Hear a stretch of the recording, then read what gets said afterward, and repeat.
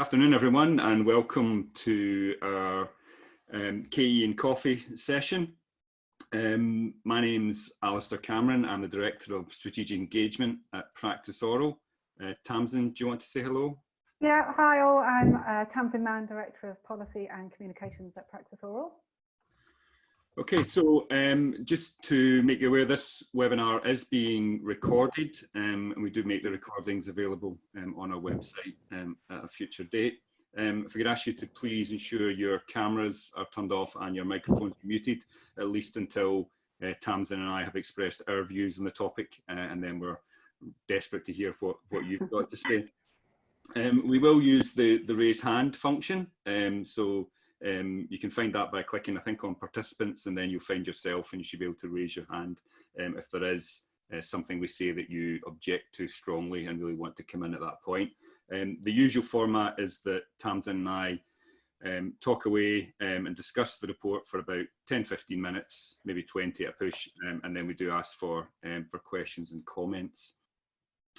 If we come to you, if possible, it's great to have you on screen with us, so please wait for us to try and request to turn your camera on and your mic on, and then ask your question. If you don't want your camera on, then you can choose to decline that.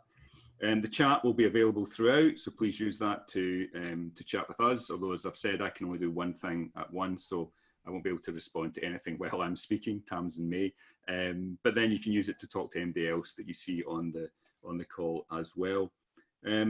Okay, so getting underway. This week's topic: knowledge transfer metrics, and we picked out a report entitled "Knowledge Transfer Metrics Towards a European-Wide Set of Harmonised Indicators." This is published by the European Commission. Joint Research Centre, an expert group chaired by Alison Campbell, who's Director of Knowledge Transfer Ireland and who is lurking on the call. I'm sure we'll get Alison to comment at some point, as long as she's not driving. Tamsin, before we go into talking about the report, why are KE metrics such a perennial topic of conversation? Well, I think it's just because I suppose it is that kind of cost-benefit analysis, for public and private funding to a certain extent. We all want to have a secure line of funding for knowledge exchange, but when public funding is involved, you've got to demonstrate your outputs and your outcomes from that funding. But we all know that knowledge exchange is a particularly non-linear route to outcomes and outputs, which I think is why it's so difficult, but also why we have tended to rely on things that can be counted in the past, and that's kind of boiled down to often patents and or income from things like contract research rather than a slightly broader range of metrics. Okay, so the report, the report takes a quite wide-ranging view, and is really interesting given it's a cross-European working group that looked into that. They do echo your comments around the need to, if you want, demonstrate in the broadest sense the value and return from investment in public research. It is ambitious in its quest for common and consistent European indicators for knowledge transfer, and then also recognising the difficulty that adoption of those said indicators might encounter. So it does, throughout the report, it takes great pains to talk about a holistic process. Achievements against indicators need to be assessed holistically, and it's peppered throughout the report. Benchmarking of outputs is dangerous interpretation, I think angry interpretation, or angry. Yeah, things taken in anger. Yes, yeah. And we've seen that happen with Hepsi data. I suppose I should say that PraxisAuril was contributed to this report. So I was interviewed for the report, and Sean Fielding and I were at the NAC meeting at the end of January, which now seems like an utterly different world. A, we went to Brussels, and B, it was pre-COVID just. Where this report was presented to the NAC and discussed amongst a slightly bigger group. So it's really interesting to see how our input sits alongside input from other national associations, and then has been reflected in that expert group chaired by Alison. And of course, the UK is, does have a really well developed set of knowledge exchange metrics. And I know Hamish, has made input to this process as well with ASTP. But I think I found the report very straightforward to read, which I think is always welcome when you're talking about metrics. You don't really want to be blinded by lots of difficult equations, and how the data is used is important, but actually what you want to understand is the intention of the data. You don't want to just gather numbers for numbers' sake. We want to understand what's going to be, what use this data is going to be put to. And I suppose in the ASTP context, there's some countries which have much better developed metrics for knowledge exchange than others, and indeed much better developed systems and offices and cohorts of KE professionals than others. And so it's providing a way of the more developed benchmarking themselves, but it's also providing some guidance for those who are developing a KE function. It's saying these are the things which we think are important and which you may wish to measure yourselves by.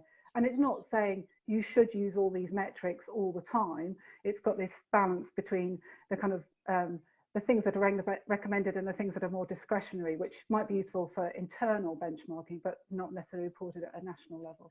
Yeah. So that's interesting. Yeah, it does. It's a lovely. I mean, I guess the idea of this core data set is stuff that we've had with, I guess, the HEBSIS return for quite a while, as it gives a comparative and longitudinal analysis, of which I think is very. And the report does take pains to stress that this is about direction of travel, not absolute value in any of the areas.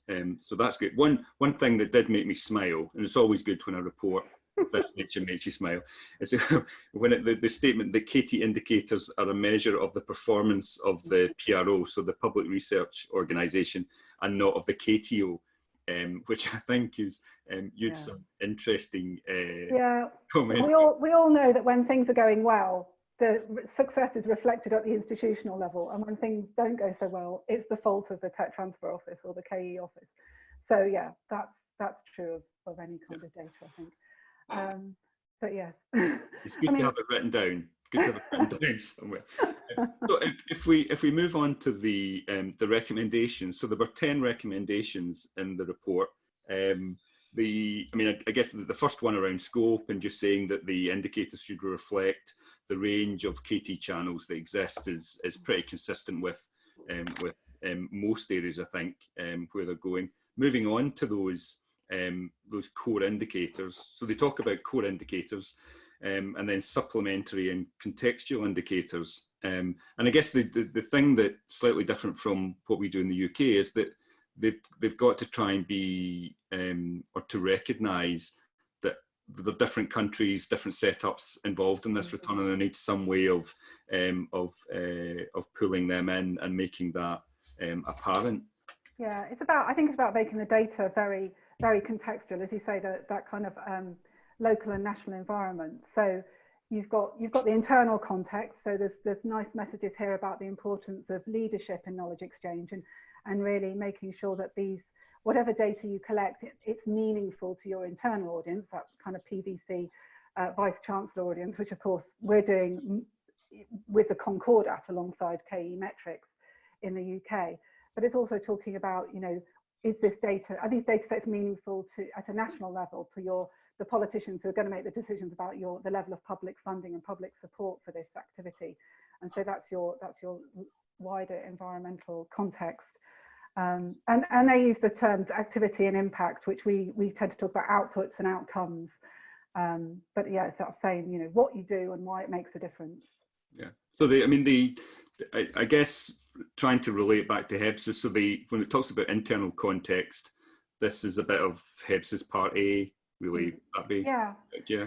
Yeah, and we were saying that, really, we don't tend to focus much on the Part A stuff, the strategy and some of the reasons why, or the kind of infrastructure and the reasons why universities are set up in the way they are. And I remember I did do a little bit of digging around this.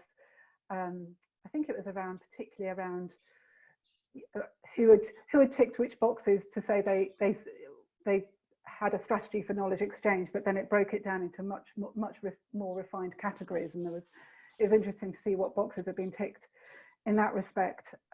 Maybe the part A is something we do need to think about more now that we've got the Concordat on board as well, and universities thinking about how they've responded to that part. We do tend to focus on the figures to the exclusion of other things, I think. And I guess in some ways there was a statement around how the strategy of the PRO or the university could be recognised within that internal context, and that, I guess, is some way what we've had conversations about in terms of the knowledge exchange Concordat, that kind of strategy set. Yeah, those principles, which I'm thinking more and more of kind of analogies with scaffolding for the Concordat. You know, you've got this framework. Maybe framework's a nicer word, but you have got a framework for activity. You say this is the direction of travel we want to go in, and you can kind of work backwards to then measure that you're making that journey. But then I think in knowledge exchange, things often come from a direction that you didn't necessarily anticipate, and I think that's the important thing, that you don't want to make something so straitjacketed that you can't allow for the unexpected. You can't allow for opportunities which may turn into something quite significant to be, you don't want to have to say no to something because it's not going to fit a particular metric or a particular policy that you've put in place. You've got to maintain that flexibility. And as we're seeing at the moment, the government can come out with priorities that you have to kind of turn around and pick up quite quickly, even if that wasn't the direction that you'd necessarily thought you were going to go in. So yeah, metrics are good, but this is true of any metrics framework, certainly not just the one that we're discussing today, but it's not the be all and end all, is it? It's part of this wider activity. Yeah. So looking at when they talk about their output indicators and the activities in there, which as you've said is similar to the data that we capture in the HEDSIS, they do make a comment that the number of patent filings or granted is, in their words, an artificial measure of activity. Now, you did reference when we put out the call about this session, you did mention the autumn survey, and they make quite a big thing about patent activity. Yeah, well, the autumn survey is a licensing survey. It's a licensing activity survey. So it's a much deeper dive into a particular area of KE, which we would broadly call commercialization. It looks in lots of detail about patents, but also what happens to those patents. It looks at trends in activity and where, what kind of licensing activity is going on, and non-exclusive licenses, etc. And the types of companies that are picking those up, looking into detail around spin-outs and such. Whereas we tend to have a higher level view of that particular activity, but a broader view across a wider range of knowledge exchange. So yeah, but it's interesting to see, given that there is such a focus from government on essentially, licensing activity and IP-based KE, maybe should we, take a deeper dive into that area in the same way that Autumn does, and maybe that's something that PraxisAuril could do, for example. I mean, we're slightly unusual in the UK that it's, in the States it's Autumn, and in many of the ASTP member countries it's the National Association which gathers this data, whereas in the UK, of course, it's Research England, or it's HESA for Research England. Whereas PraxisAuril is more of a user of the data. It's a core data set for us, but we need to understand how we can use it. And I think the point that's made about that patents need to be, we need more meaningful indicators. I don't think we'd argue with that. I think we are absolutely very interested in actually, yes, okay, we've got a patent portfolio, but what are we actually doing with it? Are we going, are we focusing on spin-outs, or are we trying different licensing routes, or what's happening? We don't talk a lot about IP costs or about the hard job of maintaining a patent portfolio, and those occasions when you have to make a decision not to support something anymore, or indeed if you've got disclosures that just aren't going to go anywhere, and you have to say no, we can't, you know, we choose what we're going to support and we choose what we're going to take to market. That's a discussion that I think we probably need to have more of as well. Okay, so moving in that output indicator that they talk about the impact, but an impact in this is very much phrased in terms of jobs, products, and then as big as social and economic benefits. So I mean, and that's an area where Liam Sutton at Bradford has often, you know, talked. It's a shame he's not on here because he would love me. So he's been quite vocal about this idea that in some ways, I guess the HEBSIS return is an input into the innovation ecosystem, and it's more important to look at outcomes. But it does feel like attribution would be quite a problem. It is, and that's, I come back to this work we've been doing with Research England on the high value chain analysis, and, you know, the logic models and theory of change stuff, and it's very interesting, but it kind of really drives home this point that it's very difficult to draw straight lines between, you know, money in at one end and outcome and activity and outcome at the other, except perhaps in an area like contract research, you know, where you've got a clear customer relationship. It's much more difficult in other areas of knowledge exchange, and you know, you can get quite hung up on trying to really tease out all those linkages. And what Research England is trying to do is not necessarily, you know, get universities to make those straight line. It's just trying to justify to their customers, you know, their stakeholders, what kinds of things are happening to this funding stream that they're responsible for. There's lots of different. I mean, if you look around the sector, there's lots of economic analyses of particular institutions or particular research organisations. I picked up one that was done around the Bateman Institute recently, for example, and that's all about jobs and, you know, more, and commercialisation and other things as well. So it's the whole package. We tend to do it alongside the HEBC data, and I suppose again, job there to make sure that we're talking about things in the round. We have the REF, of course, as well, which other countries don't have. To talk about impact in a different way alongside these particular KE metrics.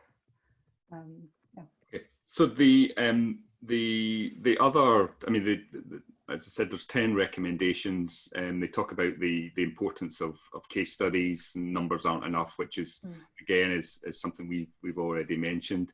You know, tracking the development status of KT. So again, you know, showing a movement and a trend towards doing things better. Common definitions is interesting, and we could probably spend a massive amount of time. Yeah, it's you know, the point about definitions that we all use slightly different terminology to describe these activities. I mean, knowledge transfer, knowledge exchange, and spin-off, startup.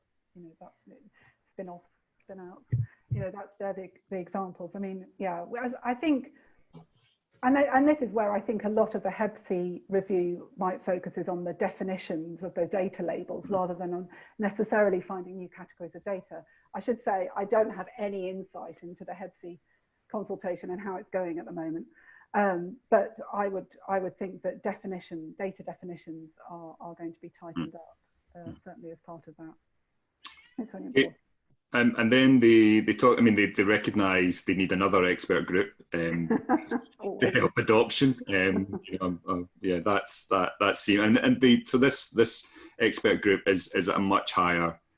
Well, that's very disparaging about the group that was already there, but this is at the VC level. I think to try and make sure that adoption is incentivised. And that's kind of the exercise that the UK went through with the Concordat, and we know how tricky that was, you know, in one country. Well, just across the and you know, engaging with the devolved nations. So yeah, it's a big task that they've got to do, and I think it talks about also, you know, getting buy-in from EC funding programs that these metrics make sense in terms of programs of funding which are meant to stimulate knowledge exchange and innovation. So are these measures which they are going to take seriously and see being reported as part of those programs? So yeah, I mean that's a kind of interesting point, that trying to get cross-program consistency within European funding, so that there is some, I guess, some traceback into this. Seems challenging, again, that attribution question. You know, yeah, I mean, you might be able to, I mean, it's a bit like our old pathways to impact, isn't it? You might say, well, if I do this, I think these things will happen. But you can't guarantee it necessarily. But I suppose it's, again, it's kind of putting your place marker down and saying, this is what we're working towards. And as long as there's, it's still that allowance for other things to happen, you're not going to get wrapped over the knuckles if you haven't made a couple of disclosures by the end of the research program, then that should be okay. But okay, so that was the kind of quick run through the recommendations. They do go on to talk about using the indicators in Praxis, and they've got in Praxis. Yeah, I'm saying Praxis. Practice. Same thing. Practice.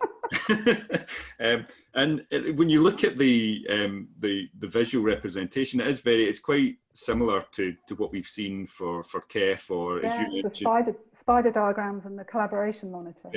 Yeah. So you know, I can imagine that Thomas Coates Ericsson having great fun with a European-wide data set, you know, clustering European institutions into clusters in the same way he's done that for English institutions. Yeah, I mean, I suppose that the contextual stuff is quite challenging, but yeah, it'd be interesting to see it done. And I suppose that's the value of having an international KE kind of network. You know, we all understand our individual country scenarios very well, but we do all talk across those country scenarios as well, because it's an international activity. So if we have the ability to talk about the kind of impact that this activity is having, whether it's in the States or whether it's in, you know, parts of Europe or in Asia or wherever, you know, then we can make much more of a global impact, we'll have a better global voice around knowledge exchange, which I think would be really, really positive for all of us. That sounds like a fantastic point to not for questions. Any questions or comments from MD on the floor? If you can raise your hand, and then I can bring you in. Alison, do you want to say anything? Yeah, I was Alison's just jumped up my list in terms of, so let's No, I don't. I think that was a very good summary and a very kind summary of the work that we were put to. I just thought I'd make Alistair smile a little bit more by saying, guess who's chairing the next expert group? I knew, well, when I said seniority, I knew that you would be in there, Alison. So. No, I think you hit the nail on the head completely, because it is very much about, I mean, to a certain extent, what we're not doing is fully dealing with the adoption bit, because that really is pushing water uphill, and it's not going to happen overnight. And I think we're all hopeful that, at least for the imprimatur of the European Commission around it, it might at least stimulate some thinking, and we're trying to get the report out to beyond the usual suspects, to the higher echelons of universities and off into, you know, some of the ministries. But that will be the hard bit. So what we're actually trying to focus on is what could be interesting in terms of the features of a more centralized data repository that would encourage people to start collecting data and contributing data, because then they could use it in certain ways, and very much as you were saying, you know, could start comparing like with like, which will be helpful. And then another really sort of intellectually challenging exercise is how to think about turning some of these metrics into a composite indicator that could then perhaps start to appear in other forms of surveys. So we've got our work cut out for us, that's for sure, in terms of what's coming next. But I think that was a super summary. So thank you for that. Be interested to think about what other people have to say. Okay, thanks, Alison. Thanks, Alison. We've got Carol Barron. I can see she's got her hand up. Hello. Hi, Carol, how are you doing? Hi, everyone. Hi. It's great to see you, and so many names there that we all know. The only comment I'd make, and it's always on metrics, and it goes back beginning of HEPSIS and before, I think, Herobat, is that challenge of your engagement with the SME community where there isn't a clear-cut output. You can't say it's money. and it's very difficult to track, and we do so much hand holding with SMEs, and it could be, you know, I put something up on the chat about spin out and the length of time before seeing any output, but with an SME very often it might be 5 years. You know, they might go away, they haven't got money to work with you, they might come back and do a KTP, but actually capture it, how you capture that and record that non-monetary engagement with SMEs, it's the holy grail. I feel it's the holy grail, and we've tried, I remember working with Hefke on this, and we haven't even seen anything. And in the narratives, you can talk about what you do, but it's still a challenge to show a real hard output with that very small businesses that we all work so closely with, and we all do brilliant work with them. Yep, agree. Yeah. Sorry, can't fix that. No. No, I agree. And I think that's where, you know, that kind of business development function and just maintaining relationships so that you can still be, you can keep a company in a positive relationship, you know, with a research institution, even if they're not, you know, so they're kind of still warm when there is an opportunity, whether that's because they've got a particular, you know, funding stream that's come in that means they can do something, or when you've got an opportunity that suits them. That kind of activity is really important, and it does, you know, it might come under that heading of knowledge diffusion, but not really. So yeah, it is hard to keep in mind. Thanks, Carol. Okay, we've run out of time again very quickly. So thanks again, Tamsin, for such insightful views. It's been helpful, and thank you to everyone for joining us. We'll be back next week with another topic. If you stay tuned to our email newsletters or the online community, will announce what we're going to talk about soon. So hope to see you then, and in the meantime, stay well and stay safe. Bye. Bye.